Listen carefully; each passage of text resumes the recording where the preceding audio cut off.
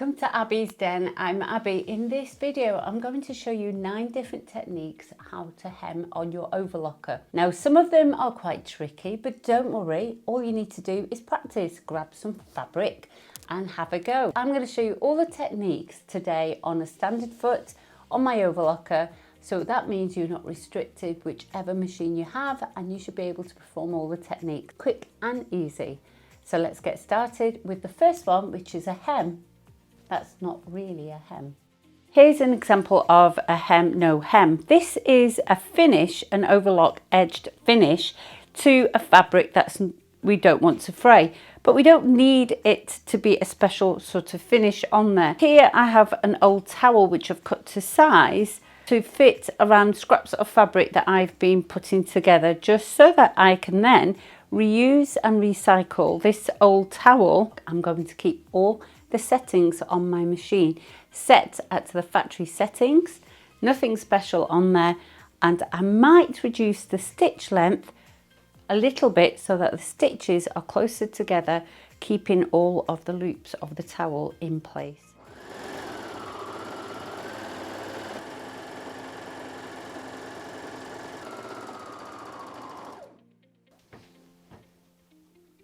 Now the next 2 hems are more or less the same.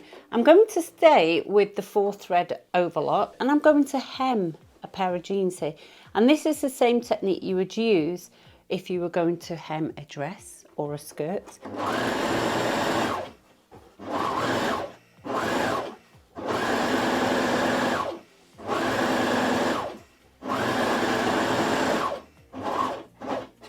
Now, once you've finished overlocking the edge, what you want to do is measure the depth of the hem. So you don't want it close to the edge of the fabric, and you want a nice top stitch on the good side. So we're going to place it back in the sewing machine, top stitch the hem, and that's your result. The next technique is similar to the second one. This is going to be a 4-thread overlock. It's on a shirt, and all I want to do is just edge the hem like that. So I'm going to use an overlock to help me.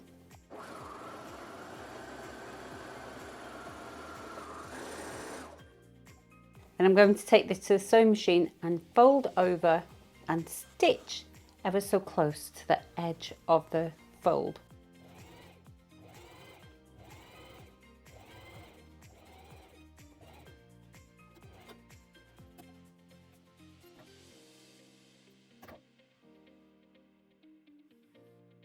Now sometimes you get a finish like that. It might be a pocket, it might be a hem of a dress, a sleeve, a curvy doll's dress, something like that. And you need to get all that fullness in and folded over into a hem. So we're working with a 4-thread overlock again. Stitch length is at 3, differential feed is at 1. What you want to do is just go carefully watching those needles on the edge, not the knife, but the needles.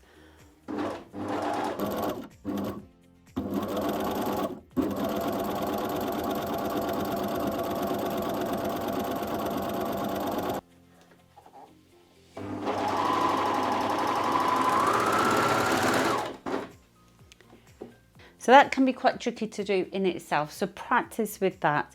But what we want to do here is we want to fold this fabric over and into that space. Now I can go and press that and I'll get all sorts of pleats which are uneven. So what I want to do is I want to pull out that needle thread. On my machine, the needle threads are the purple and the yellow. I'm going to pull the yellow one out because that's the middle one. And I'm going to separate it from the overlocking edges here.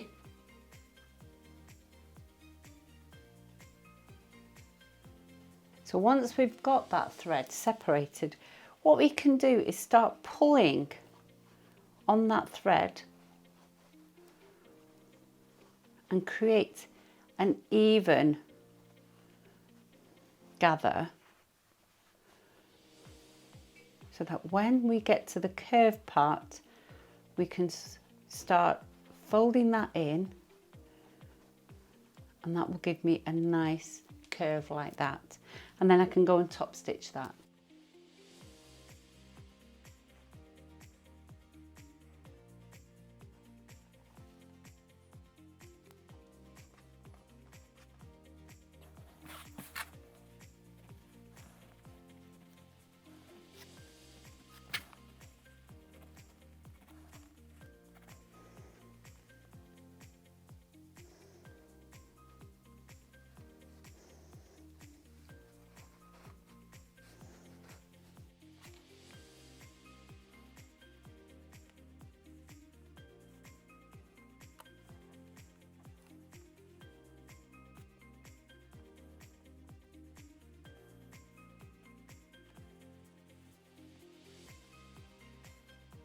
Now, if you're going to be doing this with all the same colour thread, why don't you use something with a slight contrast so that you can pick it out easily when you pull the thread.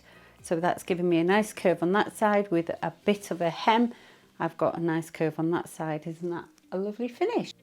Now, these two stitches are known as a blind hem or a mock band hem. And the way this works is that we've got a stitching performed on the edge of the fabric that then, when turned around, makes it seem like we've added a band of fabric to the edge. And the way we do this is we're going to turn the trouser leg inside out, and I'm going to fold my fabric over to where the hem is going to finish. Okay, so I would pin the edge of the hem so it stays in place like that. And it's far away from the overlocker knife that you're not going to get into trouble. Okay. And then what we do is we're going to tuck this in and out of the way. So tuck the trousers hem inside, and we're going to be left with our fold and the edge of the cut fabric. Okay, so what you want to do then is you want to just leave a tiny little bit of fabric peeking out.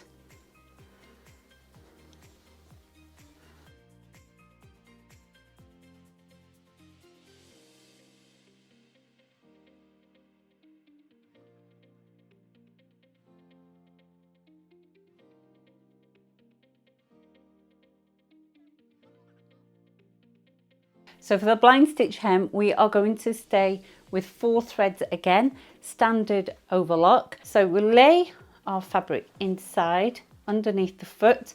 So I'm going to take one part over, so scooch the rest of it over where I don't want, out of the way, so we don't overlock parts we don't need to overlock. Lift up the foot, lift up the needles. You might need to do an extra lift to shimmy that fabric in. So we've got the fold of the fabric sitting directly between the 2 needles and we serge.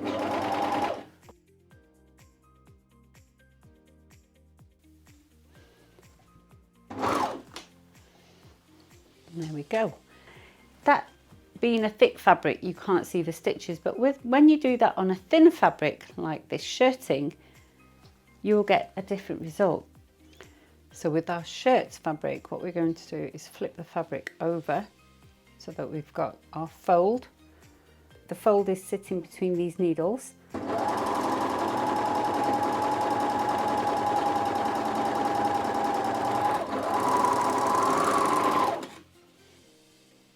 And then when I open up this hem, what you'll see is stitches. So I'll pull this up, but it's called a blind hem. It's not really a blind hem because you can actually see the stitches. So what you do then is just sit that flat and press that nice and flat, sits against your fabric. Let's move on to the rolled hem. Now, a rolled hem is great for fine fabrics like this. Look at that tiny technique there. So a tiny hem is all you need on a fabric like this. I've used blue so you can see the difference and the contrast on there, but I'm going to demonstrate on this shirt fabric. So again, we are going to be using the standard foot. On your machine, you will have a method of removing your stitch finger. The stitch finger sits next to the chaining fork of your needle plate. So all I'm going to do on this machine is flick that stitch finger away, which you could probably do, just pull the dial back, or you might have to remove it off your machine. You're going to increase the lower looper tension. That's so that it gets very, very tight and pulls in on the fabric. You're going to increase the upper looper tension so that it's loose enough to wrap around the fabric. Then you can remove one of the needles. I like to remove the needle on the left so that I've got a narrow hem, but you can have a wider hem. So that in itself is 2 rolled hems itself. So I'm going to remove the left needle and then we're set to go.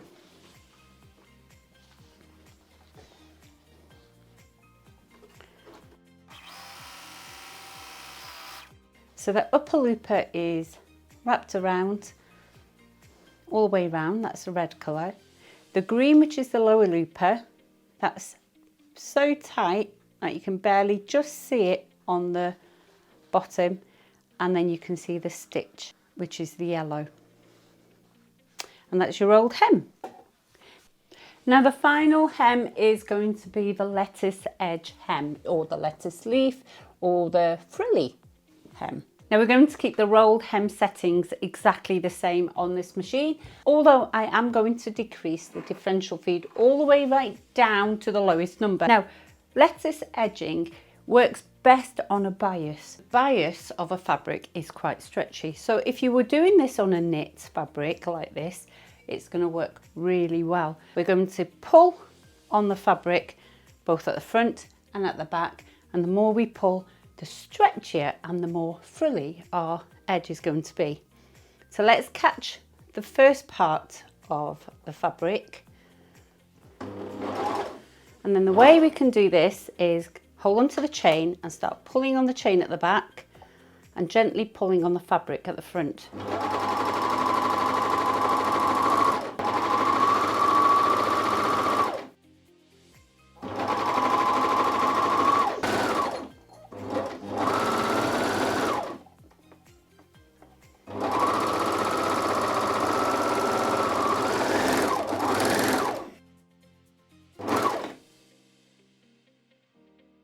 And there we go. And the more you pull, the frillier your edge. And here's some non-stretchy fabric. This is a woven fabric. But on the bias, let's have a go. Just catch the end, start pulling.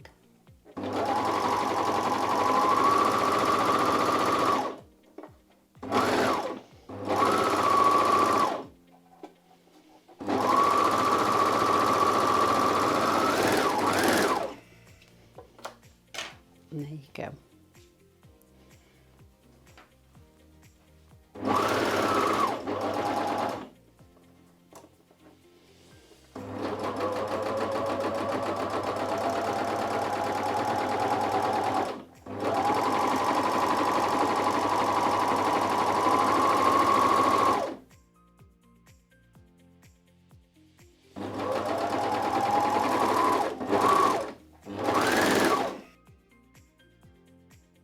Works really well on stretch fabrics, not so much on woven fabrics.